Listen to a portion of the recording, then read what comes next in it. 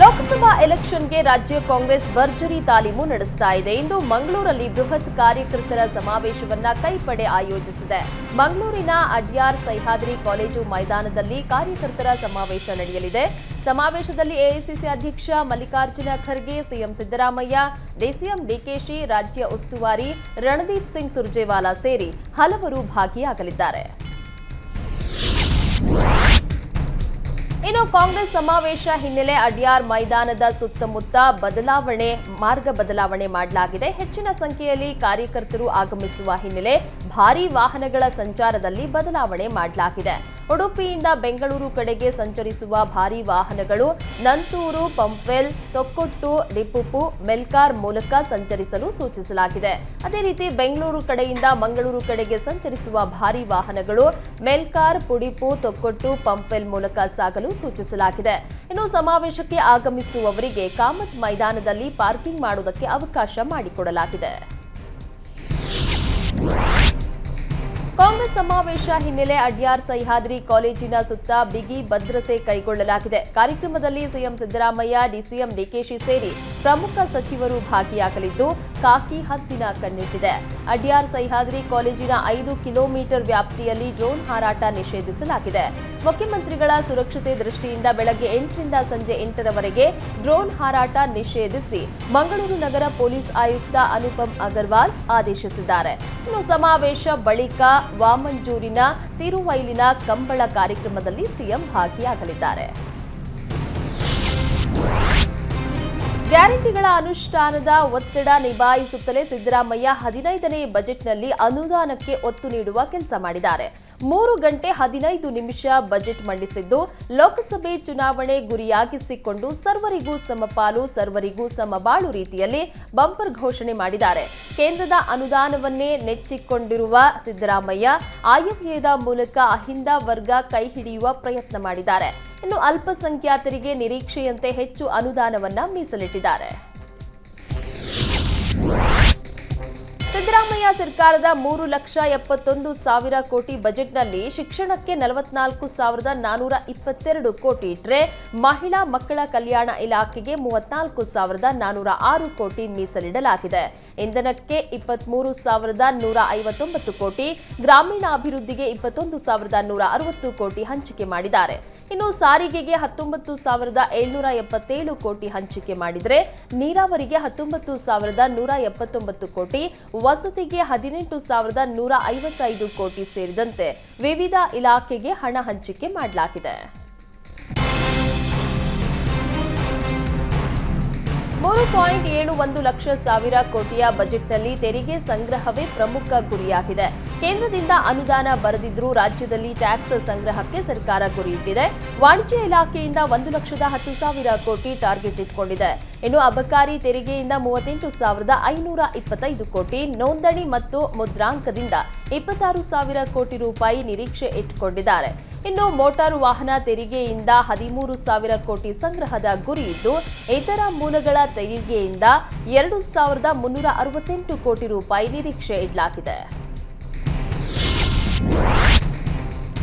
CM Siddaramaiah ಮಂಡಿಸಿದ ರಾಜ್ಯ budget ವಿರುದ್ಧ ಬಿಜೆಪಿ ರಾಜ್ಯಾಧ್ಯಕ್ಷ ಬಿವೈ ವಿಜಯೇಂದ್ರ ಕಿಡಿಕಾರಿದ್ರು.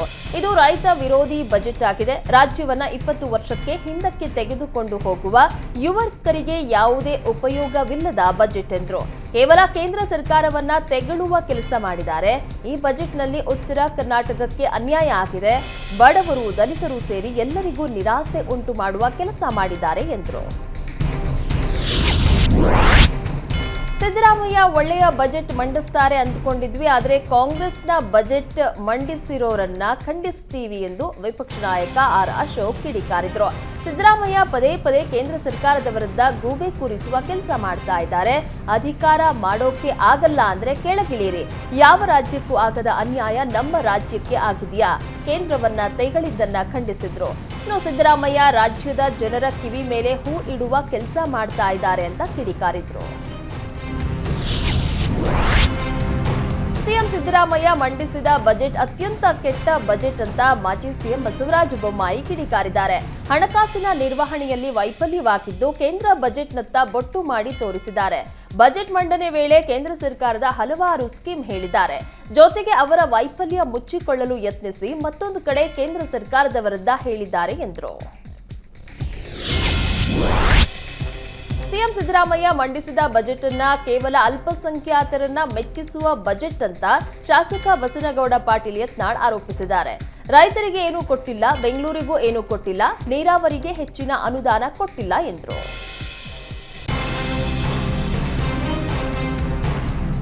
ರಾಜ್ಯ ಸರ್ಕಾರದ ಬಜೆಟ್ಗೆ ಬಿಜೆಪಿ ಸಂಸದ ಮುನಿಸ್ವಾಮಿ ಆಕ್ರೋಶ ವ್ಯಕ್ತಪಡಿಸಿದ್ದಾರೆ. ಕೋಲಾರದಲ್ಲಿ ಮಾತನಾಡಿದ ಮುನಿಸ್ವಾಮಿ, ವಕ್ಫ್ ಬೋರ್ಡ್ನಲ್ಲಿ ಮೌಲ್ವಿಗಳಿಗೆ ತರಬೇತಿಗೆ 100 ಕೋಟಿ ಹಣ ಕೊಟ್ಟಿರೋದು ವಿಪರ್ಯಾಸ. ಸಿದ್ದರಾಮಯ್ಯ ಜಾತಿಗಳ ನಡುವೆ ವಿಷ ಬೀಜ ಬಿತ್ತುತ್ತಾ ಇದ್ದಾರೆ ಅಂತ ಆಕ್ರೋಶ ಹೊರಹಾಕಿದ್ರು. ಪ್ರಧಾನಿ ಮೋದಿ ಎಲ್ಲರನ್ನೂ ಸಮಾನವಾಗಿ ಕಾಣ್ತಿದ್ದಾರೆ, ಆದರೆ ಸಿಎಂ ಸಿದ್ದರಾಮಯ್ಯ ಮಾತ್ರ ದೇವಸ್ಥಾನ, ಚರ್ಚ್, ಮಸೀದಿ ಅಂತ ಡಿವೈಡ್ ಮಾಡ್ತಿದ್ದಾರೆ ಎಂದರು. ನಾಡಿನ ಜನತೆಗೆ ಸಿಎಂ ಸಿದ್ದರಾಮಯ್ಯ 3 ನಾಮ ಹಾಕಿ ಮೋಸ ಮಾಡಿದ್ದಾರೆ ಅಂತ ಮಾಜಿ ಡಿಸಿಎಂ ಗೋವಿಂದ ಕಾರಜೋಳ ಆಕ್ರೋಶ ವ್ಯಕ್ತಪಡಿಸಿದ್ರು. ಬಾಗಲಕೋಟೆಯಲ್ಲಿ ಮಾತನಾಡಿದ ಕಾರಜೋಳ, ಈ ಬಜೆಟ್ ಕೇವಲ ಭಾಷಣಕ್ಕೆ ಮಾತ್ರ ಸೀಮಿತವಾಗಿದೆ, ಯಾವುದೇ ಹೊಸ ಯೋಜನೆಗಳೂ ಇಲ್ಲ, ಇದೊಂದು ಅಭಿವೃದ್ಧಿ ಶೂನ್ಯ ಬಜೆಟ್ ಅಂತ ಕಿಡಿಕಾರಿದ್ರು. ರಾಜ್ಯ ಬಜೆಟ್ನಲ್ಲಿ ಕೊಡಗು ಜಿಲ್ಲೆಗೆ ಮನ್ನಣೆ ಸಿಕ್ಕಿಲ್ಲ ಅಂತ ಕೊಡಗು ರಕ್ಷಣಾ ವೇದಿಕೆ ಅಧ್ಯಕ್ಷ ಪವನ್ ಪೆಮ್ಮಯ್ಯ ಅಸಮಾಧಾನವನ್ನ ವ್ಯಕ್ತಪಡಿಸಿದ್ದಾರೆ. ಕೊಡವರ ದಶಕಗಳ ಕನಸು ಸೂಪರ್ ಸ್ಪೆಷಾಲಿಟಿ ಆಸ್ಪತ್ರೆ ಬೇಡಿಕೆಗೆ ಈ ಬಾರಿಯ ಬಜೆಟ್ನಲ್ಲೂ ಕಿಮ್ಮತ್ ಕೊಟ್ಟಿಲ್ಲ, ಇದೊಂದು ನಿರಾಶಾದಾಯಕ ಬಜೆಟ್ ಅಂತ ಆಕ್ರೋಶ ವ್ಯಕ್ತಪಡಿಸಿದ್ರು. ಅಲ್ಲದೆ ಕೊಡಗಿನಲ್ಲಿ 2 ಕಾಂಗ್ರೆಸ್ ಶಾಸಕರನ್ನ ಆಯ್ಕೆ ಮಾಡಿ ಕಳಿಸಿದೀವಿ, ಆದ್ರೂ ಕೊಡಗಿಗೆ ಕಾಂಗ್ರೆಸ್ ಸರ್ಕಾರ ಮಲತಾಯಿ ಧೋರಣೆ ತೋರಿದೆ ಅಂತ ಪವನ್ ಪೆಮ್ಮಯ್ಯ ಬೇಸರವನ್ನ ವ್ಯಕ್ತಪಡಿಸಿದ್ರು. ಈ ಬಾರಿಯ ಬಜೆಟ್ನಲ್ಲಿ ಆಶ್ಚರ್ಯ ಪಡುವಂತದ್ದು ಏನೂ ಇಲ್ಲ ಅಂತ ಜೆಡಿಎಸ್ ಯುವ ನಾಯಕ ನಿಖಿಲ್ ಕುಮಾರಸ್ವಾಮಿ ಕಿಡಿಕಾರಿದ್ದಾರೆ. ರಾಮನಗರದಲ್ಲಿ ಮಾತನಾಡಿದ ಅವರು, 5 ಗ್ಯಾರಂಟಿ ಯೋಜನೆ ಪೂರೈಸಲು ಸರ್ಕಾರ ಖಜಾನೆಯಲ್ಲಿ ಹಣ ಇಲ್ಲ, ಇಂತಹ ಪರಿಸ್ಥಿತಿಗೆ ಸರ್ಕಾರ ಸಿಲುಕಿರೋದು ವಿಪರ್ಯಾಸ ಅಂತ ಹೇಳಿದ್ರು. ಅಲ್ಲದೆ ರಾಮನಗರದಲ್ಲಿ ಹಿಂದಿನ ಶಾಸಕರು ನೀಡಿದ ಅನುದಾನ ಇಟ್ಕೊಂಡು ಈಗಿನ ಶಾಸಕರು ಮುಂದುವರಿಸಿಕೊಂಡು ಹೋಗ್ತಾ ಇದ್ದಾರೆ ಎಂದು ನಿಖಿಲ್ ವಾಗ್ದಾಳಿ ನಡೆಸಿದ್ರು. ರಾಜ್ಯ ಬಜೆಟ್ ಮಂಡನೆ ಬೆನ್ನಲ್ಲೇ ಮತ್ತೆ ಅನುದಾನ ಸಮರ ತಾರಕಕ್ಕೇರಿದೆ. ದಕ್ಷಿಣ ಕನ್ನಡ ಜಿಲ್ಲೆಯ ತೆರಿಗೆಯನ್ನ ದಕ್ಷಿಣ ಕನ್ನಡಕ್ಕೆ ನೀಡಿ ಅಂತ ಪೋಸ್ಟ್ ಮಾಡೋ ಮೂಲಕ ಶಾಸಕ ಹರೀಶ್ ಪೂಂಜಾ ಸರ್ಕಾರದ ವಿರುದ್ಧ ಕಿಡಿಕಾರಿದ್ದಾರೆ. ಈ ಬಾರಿಯ ಬಜೆಟ್ನಲ್ಲಿ ದಕ್ಷಿಣ ಕನ್ನಡ ಜಿಲ್ಲೆಗೆ ಹೆಚ್ಚಿನ ಹಣ ನೀಡಿಲ್ಲ, ದಕ್ಷಿಣ ಕನ್ನಡ ಜಿಲ್ಲೆಯ ತೆರಿಗೆ ಮುಸ್ಲಿಮರ ಮನೆ ಸೇರ್ತಾ ಇದೆ ಅಂತ ಕಿಡಿಕಾರಿದ್ರು. ಬಜೆಟ್ ಮಂಡನೆ ಬಳಿಕ ವಿಪಕ್ಷಗಳ ವಿರುದ್ಧ ಸಿಎಂ ಸಿದ್ದರಾಮಯ್ಯ ವಾಗ್ದಾಳಿ ನಡೆಸಿದ್ರು. ಗ್ಯಾರಂಟಿ ಯೋಜನೆಗಳಿಂದ ಆರ್ಥಿಕ ದಿವಾಳಿ ಆಗತ್ತೆ ಅಂತ ವಿಪಕ್ಷಗಳು ಟೀಕಿಸುತ್ತಿವೆ, ಆದರೆ ಗ್ಯಾರಂಟಿ ಜೊತೆಗೆ ಅಭಿವೃದ್ಧಿ ಕೆಲಸಗಳಿಗೂ ನಾವು ಅನುದಾನವನ್ನ ಕೊಟ್ಟಿದ್ದೀವಿ ಅಂತ ಟಕ್ಕರ್ ನೀಡಿದ್ರು. ಜೊತೆಗೆ ಕೇಂದ್ರದ ಬಳಿ 18,171 ಕೋಟಿ ರೂಪಾಯಿ ಕೇಳಿದ್ದೇವೆ, ಇದುವರೆಗೂ ಕೇಂದ್ರದಿಂದ 1 ರೂಪಾಯಿ ಸಹ ಬಂದಿಲ್ಲ ಅಂತ ಕೇಂದ್ರ ಸರ್ಕಾರದ ವಿರುದ್ಧ ಕಿಡಿಕಾರಿದ್ರು. ಬಜೆಟ್ ಮಂಡನೆ ವೇಳೆ ವಿಪಕ್ಷಗಳ ಸಭಾತ್ಯಾಗಕ್ಕೆ ಸಿಎಂ ಡಿಕೆ ಶಿವಕುಮಾರ್ ಲೇವಡಿ ಮಾಡಿದ್ದಾರೆ. ಸಿದ್ದರಾಮಯ್ಯರ 15ನೇ ಬಜೆಟ್ ದೇಶಕ್ಕೆ ಮಾದರಿ ಬಜೆಟ್ ಆಗಿದೆ. ಈ ಬಜೆಟ್ ಆತ್ಮವಿಶ್ವಾಸ ಎಷ್ಟಿತ್ತು ಅಂದ್ರೆ ವಿಪಕ್ಷಗಳು ಕೂರಲಿಲ್ಲ, ಕೈ ಹೊಸಕಿಕೊಂಡು ಹೊರಗೆ ಹೋದ್ರು ಅಂತ ವ್ಯಂಗ್ಯವಾಡಿದ್ರು.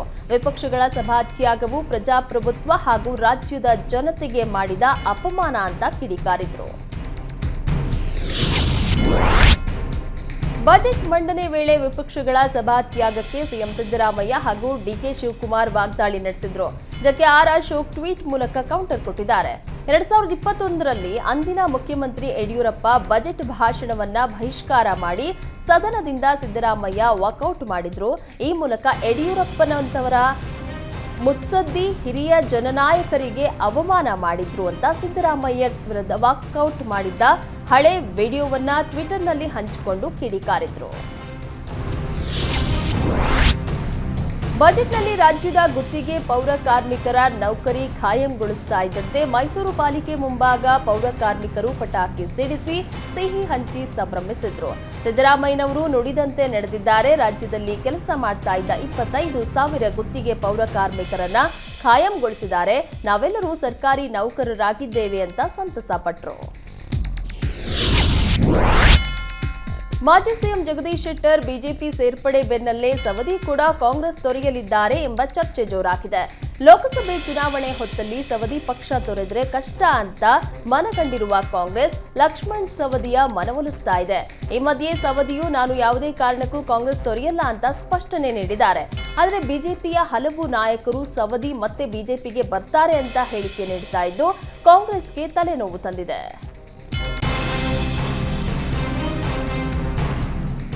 ಸವದಿ ಬಿಜೆಪಿ ಸೇರ್ಪಡೆ ಎಂಬ ಚರ್ಚೆ ಹೊತ್ತಲ್ಲಿ ಸವದಿ ಸ್ವಕ್ಷೇತ್ರ ಅಥಣಿಗೆ ಸಿಎಂ ಬಂಪರ್ ಗಿಫ್ಟ್ ಕೊಟ್ಟಿದ್ದಾರೆ. ಈ ಬಾರಿಯ ಬಜೆಟ್ನಲ್ಲಿ ಸವದಿ ಕ್ಷೇತ್ರಕ್ಕೆ ಬರೋಬ್ಬರಿ 1400 ಕೋಟಿ ವೆಚ್ಚದ ನೀರಾವರಿ ಯೋಜನೆಯನ್ನ ಘೋಷಿಸಿದ್ದಾರೆ. ಅಥಣಿ, ಕೊಟ್ಟಲಗಿ, ಅಮ್ಮಜೇಶ್ವರಿ ನೀರಾವರಿ ಯೋಜನೆ ಘೋಷಣೆ ಮೂಲಕ ಸವದಿಯ ಹುಟ್ಟುಹಬ್ಬಕ್ಕೆ ಸಿಎಂ ಉಡುಗೊರೆ ಕೊಟ್ಟಿದ್ದಾರೆ. ಇನ್ನು ಈ ಯೋಜನೆಯಿಂದ ಅಥಣಿ ತಾಲೂಕಿನ 72,000 ಎಕರೆ ಜಮೀನಿಗೆ ಅನುಕೂಲವಾಗಲಿದೆ. ಫೆಬ್ರವರಿ 29 ಅಥವಾ ಮಾರ್ಚ್ 1ರಂದು ಈ ಯೋಜನೆಗೆ ಸಿಎಂ ಶಂಕುಸ್ಥಾಪನೆ ನೆರವೇರಿಸಲಿದ್ದಾರೆ. ಇನ್ನು ರಾಜ್ಯ ಬಜೆಟ್ನಲ್ಲಿ ಮಾಜಿ ಸಚಿವ ರಮೇಶ್ ಜಾರಕಿಹೊಳಿ ಅವರ ಕನಸಿನ ಯೋಜನೆ ಗೋಕಾಕಿನ ಗಟ್ಟಿ ಬಸವಣ್ಣ ಯೋಜನೆಗೆ ಕೋಕ್ ಕೊಡಲಾಗಿದೆ. ಸವದಿ ಕ್ಷೇತ್ರಕ್ಕೆ 1400 ಕೋಟಿ ನೀರಾವರಿ ಯೋಜನೆ ಕೊಟ್ಟಿರುವ ಸಿಎಂ ರಮೇಶ್ ಜಾರಕಿಹೊಳಿ ಕ್ಷೇತ್ರದ ಯೋಜನೆಯನ್ನ ಕೈಬಿಟ್ಟಿದ್ದಾರೆ. ಡಿಕೆಶಿ ಜಲಸಂಪನ್ಮೂಲ ಸಚಿವರಾಗಿರುವ ಕಾರಣಕ್ಕೆ ರಮೇಶ್ ಜಾರಕಿಹೊಳಿ ಕ್ಷೇತ್ರದ ಯೋಜನೆಗೆ ಕೊಕ್ಕೆ ಹಾಕಲಾಗಿದೆ ಎನ್ನಲಾಗ್ತಾ ಇದೆ. ಶೀಘ್ರದಲ್ಲೇ 28 ಕ್ಷೇತ್ರಕ್ಕೂ ಅಭ್ಯರ್ಥಿಗಳನ್ನ ಘೋಷಿಸುವುದಾಗಿ ನಿಖಿಲ್ ಕುಮಾರಸ್ವಾಮಿ ಹೇಳಿದರು. ರಾಮನಗರದಲ್ಲಿ ಮಾತನಾಡಿದ ಅವರು, ಮೈತ್ರಿ ಅಭ್ಯರ್ಥಿಗಳನ್ನ ಫೈನಲ್ ಮಾಡಲು ಬಿಜೆಪಿ ವರಿಷ್ಠರು ದೆಹಲಿಗೆ ಕರೆದಿದ್ದಾರೆ. ಸದ್ಯದಲ್ಲೇ ದೆಹಲಿಗೆ ತೆರಳಿ ಅಭ್ಯರ್ಥಿ ಪಟ್ಟಿ ಬಿಡುಗಡೆ ಮಾಡ್ತೀವಿ ಎಂದರು. ಮೋದಿ ಅವರನ್ನ ಮತ್ತೆ ಪ್ರಧಾನಿ ಮಾಡಲು ಹೋರಾಡಬೇಕಾಗಿದೆ. ಈ ಬಾರಿ 28 ಕ್ಷೇತ್ರವನ್ನು ಗೆಲ್ಲುವ ಮೂಲಕ ಮೋದಿಗೆ ಉಡುಗೊರೆ ನೀಡ್ತೀವಿ ಅಂತ ಹೇಳಿದ್ರು. ಅಲ್ಲದೆ ನಾನು ಮಂಡ್ಯದಿಂದ ಸ್ಪರ್ಧೆ ಮಾಡಬೇಕು ಎನ್ನುವ ಭಾವನೆಯನ್ನ ಕಾರ್ಯಕರ್ತರು ವ್ಯಕ್ತಪಡಿಸಿದ್ದಾರೆ. ಕಳೆದ ಚುನಾವಣೆಯಲ್ಲಿ 5 ಲಕ್ಷಕ್ಕಿಂತ ಅಧಿಕ ಮತಗಳನ್ನ ಕೊಟ್ಟಿದ್ರು. ಆದರೆ ನನ್ನ ಸ್ಪರ್ಧೆ ಕುರಿತು ಈಗಲೇ ಏನು ಹೇಳಲ್ಲ ಅಂತ ಹೇಳಿದ್ರು. ರಾಜ್ಯಸಭೆಗೆ ಕುಪೇಂದ್ರ ರೆಡ್ಡಿ ಸ್ಪರ್ಧೆ ಕುರಿತು ಮಾಜಿ ಸಿಎಂ ಎಚ್ಡಿಕೆ ಪ್ರತಿಕ್ರಿಯೆ ನೀಡಿದ್ದಾರೆ. ಬೆಂಗಳೂರಿನಲ್ಲಿ ಮಾತನಾಡಿದ ಅವರು, ಯಾವುದೇ ಪಕ್ಷ ಇರಲಿ ಶಾಸಕರು ತಮ್ಮ ಆತ್ಮಸಾಕ್ಷಿಗೆ ಅನುಗುಣವಾಗಿ ಮತ ಹಾಕಿ ಅಂತ ಮನವಿ ಮಾಡಿಕೊಂಡ್ರು. ಅಲ್ಲದೆ ಇಲ್ಲಿ ಸಂಖ್ಯಾಬಲ ಮುಖ್ಯ ಅಲ್ಲ. ಈ ಹಿಂದೆ ನಮ್ಮಲ್ಲಿ 7 ಜನ ಮತದಾನ ಮಾಡುವಾಗ ಕಾಂಗ್ರೆಸ್ ವಿರುದ್ಧ ಮತದಾನ ಮಾಡಿಸಿದ್ರು. ಈಗ ನಮ್ಮಲ್ಲಿ ಯಾರು ಅಡ್ಡ ಮತದಾನ ಮಾಡಲ್ಲ ಅಂತ ಸ್ಪಷ್ಟಪಡಿಸಿದ್ರು. ಮಾಜಿ ಸಿಎಂ ಜಗದೀಶ್ ಶೆಟ್ಟರ್ಗೆ ಪ್ರತಿಭಟನೆಯ ಬಿಸಿ ತಟ್ಟಿದೆ. ಇತ್ತೀಚೆಗಷ್ಟೇ ಕಾಂಗ್ರೆಸ್ ಅನ್ನ ತೊರೆದು ಮತ್ತೆ ಬಿಜೆಪಿಗೆ ಮರಳಿರುವ ಶೆಟ್ಟರ್ ವಿರುದ್ಧ ಕಾಂಗ್ರೆಸ್ ಕಾರ್ಯಕರ್ತರು ಧಿಕ್ಕಾರ ಕೂಗಿ ಆಕ್ರೋಶ ವ್ಯಕ್ತಪಡಿಸಿದ್ರು. ಜಂಗಲ್ ಲಾಡ್ಜ್ನಿಂದ ನಿನ್ನೆ ಪತ್ನಿ ಶಿಲ್ಪಾ ಜೊತೆ ಕಾರಿನಲ್ಲಿ ವಾಪಸ್ ತೆರಳುವಾಗ ಕಾಂಗ್ರೆಸ್ ಕಾರ್ಯಕರ್ತರು ಅಡ್ಡಗಟ್ಟಿ ಪ್ರತಿಭಟನೆ ನಡೆಸಿದ್ರು. ಸಿಎಂ ಸಿದ್ದರಾಮಯ್ಯ ವಿರುದ್ಧ ಆಕ್ಷೇಪಾರ್ಹ ಹೇಳಿಕೆ ಪ್ರಕರಣದಲ್ಲಿ ಸಂಸದ ಅನಂತಕುಮಾರ್ ಹೆಗಡೆಗೆ ರಿಲೀಫ್ ಸಿಕ್ಕಿದೆ. ಅನಂತ್ ವಿರುದ್ಧ ಮುಂದಿನ ವಿಚಾರಣೆವರೆಗೆ ಬಲವಂತದ ಕ್ರಮ ಕೈಗೊಳ್ಳಬಾರದು ಅಂತ ರಾಜ್ಯ ಸರ್ಕಾರಕ್ಕೆ ಹೈಕೋರ್ಟ್ ಸೂಚಿಸಿದೆ. ಇದೇ ವೇಳೆ ಅನಂತಕುಮಾರ್ ಹೆಗಡೆಗೆ ಹೈಕೋರ್ಟ್ ನ್ಯಾಯಾಧೀಶರು ಕ್ಲಾಸ್ ತೆಗೆದುಕೊಂಡಿದ್ದಾರೆ. ಮುಖ್ಯಮಂತ್ರಿ ವಿರುದ್ಧ ಆಕ್ಷೇಪಾರ್ಹ ಪದ ಬಳಕೆ ಸಲ್ಲದು, ಅಭಿಪ್ರಾಯ ಭೇದವಿರಬಾರದು. ಹಾಗಂತ ಮುಖ್ಯಮಂತ್ರಿಗಳಿಗೆ ಗೌರವ ಸಲ್ಲಿಸದೇ ಇದ್ದರೆ ಹೇಗೆ ಅಂತ ತರಾಟೆಗೆ ತೆಗೆದುಕೊಂಡಿದೆ. ಭಾಷೆ ಪ್ರಯೋಗ ಹಿಡಿತದಲ್ಲಿರಬೇಕು. ಸಿಎಂ ವಿರುದ್ಧ ಏಕವಚನ ಪ್ರಯೋಗ ಶೋಭೆ ತರಲ್ಲ ಅಂತ ಅನಂತಕುಮಾರ್ ಹೆಗಡೆಗೆ ನ್ಯಾಯಾಧೀಶರು ತಿಳಿ ಹೇಳಿದ್ರು. ಶಾಸಕ ಬಸನಗೌಡ ಪಾಟೀಲ್ ಯತ್ನಾಳ್ ಮಾಲೀಕತ್ವದ ಕಾರ್ಖಾನೆಗೆ ನೋಟಿಸ್ ನೀಡಲಾಗಿದೆ. ಲೈಸೆನ್ಸ್ ಪಡೆಯದೆ ಕಬ್ಬು ಅರೆದಿದ್ದಕ್ಕೆ ಸಕ್ಕರೆ ಇಲಾಖೆ ಆಯುಕ್ತರು ನೋಟಿಸ್ ಜಾರಿ ಮಾಡಿದ್ದಾರೆ. ಕಲಬುರಗಿ ಜಿಲ್ಲೆ ಚಿಂಚೋಳಿ ತಾಲೂಕಿನಲ್ಲಿ ಯತ್ನಾಳ್ ಕಾರ್ಖಾನೆ ಇದೆ. ಕಾರ್ಖಾನೆಯಲ್ಲಿ ಪರವಾನಗಿ ಪಡೆಯದೆ ಕಬ್ಬನ್ನು ಅರೆಯಲಾಗಿದೆ. ತಮ್ಮ ವಿರುದ್ಧ ಯಾಕೆ ಮೊಕದ್ದಮೆ ದಾಖಲಿಸಬಾರದೆಂದು ನೋಟಿಸ್ನಲ್ಲಿ ಪ್ರಶ್ನಿಸಲಾಗಿದೆ. ನೋಟಿಸ್ ತಲುಪಿದ 24 ಗಂಟೆಯೊಳಗೆ ಉತ್ತರಿಸುವಂತೆ ಸೂಚಿಸಲಾಗಿದೆ. ರಾಜಕೀಯ ಜೀವನದುದ್ದಕ್ಕೂ ಪ್ರಾಮಾಣಿಕವಾಗಿ ಕೆಲಸ ಮಾಡಿರುವುದಾಗಿ ಕೇಂದ್ರ ಸಚಿವೆ ಶೋಭಾ ಕರಂದ್ಲಾಜೆ ಹೇಳಿದರು. ಉಡುಪಿಯಲ್ಲಿ ಬಿಜೆಪಿ ಕಚೇರಿ ಉದ್ಘಾಟಿಸಿ ಮಾತನಾಡಿದ ಅವರು, ನನ್ನ ರಾಜಕೀಯ ಜೀವನದಲ್ಲಿ ಯಾರ ಹಣದಲ್ಲೂ ಒಂದು ಟೀ ಕುಡಿದಿಲ್ಲ, ಭ್ರಷ್ಟಾಚಾರ ರಹಿತ ಆಡಳಿತ ಮಾಡಿಕೊಂಡು ಬಂದಿದ್ದೇನೆ ಎಂದರು. ಜನರು ಕೊಟ್ಟ ಮತಕ್ಕೆ ಮರ್ಯಾದೆ ಬರುವಂತೆ ನಡೆದುಕೊಂಡಿದ್ದೀನಿ. ಅತ್ಯಂತ ಪ್ರಾಮಾಣಿಕವಾಗಿ ನನ್ನ ರಾಜಕಾರಣ ಮಾಡಿದ್ದೀನಿ ಅಂತ ಹೇಳಿದ್ರು. ಅಲ್ಲದೆ ಚಿಕ್ಕಮಗಳೂರು ಉಡುಪಿ ಟಿಕೆಟ್ಗಾಗಿ ಹಲವರು ಓಡಾಡ್ತಿದ್ದಾರೆ ಅಂತ ಮಾಧ್ಯಮದಲ್ಲಿ ತೋರಿಸ್ತಾ ಇದ್ದಾರೆ. ನಾನು ಕಾರ್ಯಕರ್ತೆ, ಪಕ್ಷ ಹೇಳಿದಂತೆ ನಡೆದುಕೊಳ್ತೀನಿ ಎಂದರು. ನಾಮಫಲಕಗಳಲ್ಲಿ 60% ಕನ್ನಡ ಬಳಸದ ಮಳಿಗೆಗಳ ವಿರುದ್ಧ ಕ್ರಮಕ್ಕೆ ಬಿಬಿಎಂಪಿ ಮುಂದಾಗಿದೆ. ನಗರದ ಬ್ರಿಗೇಡ್ ರಸ್ತೆ, ಎಂಜಿ ರಸ್ತೆ ಹಾಗೂ ಚರ್ಚ್ ಸ್ಟ್ರೀಟ್ಗಳಲ್ಲಿ ಕನ್ನಡ ನಾಮಫಲಕ ಬಳಸದ ಸುಮಾರು 18 ಅಂಗಡಿಗಳನ್ನು ತಾತ್ಕಾಲಿಕವಾಗಿ ಮುಚ್ಚಿಸಿದೆ. ಒಟ್ಟು 200ಕ್ಕೂ ಹೆಚ್ಚು ವಾಣಿಜ್ಯ ಮಳಿಗೆಗಳನ್ನು ಪರಿಶೀಲಿಸಲಾಗಿದ್ದು, ಈ ಪೈಕಿ 170ಕ್ಕೂ ಹೆಚ್ಚು ಮಳಿಗೆಗಳಲ್ಲಿ ಈಗಾಗಲೇ ಕನ್ನಡ ನಾಮಫಲಕಗಳನ್ನು ಅಳವಡಿಸಿಕೊಂಡಿದ್ದಾರೆ. ಕನ್ನಡ ನಾಮಫಲಕ ಅಳವಡಿಸದೇ ಇರುವ ಮಳಿಗೆಗಳ ಮಾಲೀಕರಿಗೆ ಅಂತಿಮ ನೋಟಿಸ್ ನೀಡಿದ್ದು, ಕೂಡಲೇ ನಾಮಫಲಕ ಬದಲಾಯಿಸಿಕೊಳ್ಳುವುದಕ್ಕೆ ಸೂಚನೆ ನೀಡಲಾಗಿದೆ.